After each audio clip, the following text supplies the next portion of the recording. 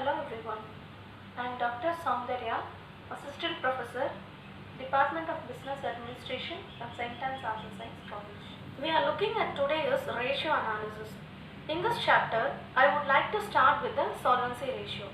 So let's understand the solvency ratio first. So what is the meaning of solvency ratio? It is one of the various ratios used to measure the ability of a company to meet its long-term debts. It also indicates how much the organization depends on its creditors and banks, which can use this when the organization goes for or applies for a credit facility. This solvency ratio demonstrates the relationship between the various equity components. So, under solvency ratios, we can see more than 10 ratios.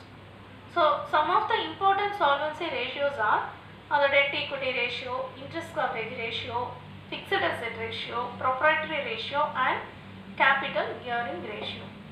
So from the point of view of semester examination, we can see, if we refer the previous year question papers, you would be finding at least one question from the proprietary ratio. So it is very important, and today we are going to learn the proprietary ratio. So what is meant by proprietary ratio? Before going into that, we can find out the meaning of the term proprietor.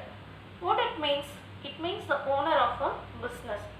The proprietor's funds are also known as owner's funds, shareholders' funds, net worth, etc. So the proprietary ratio shows the proportion of total assets of a company which are financed by proprietor's funds.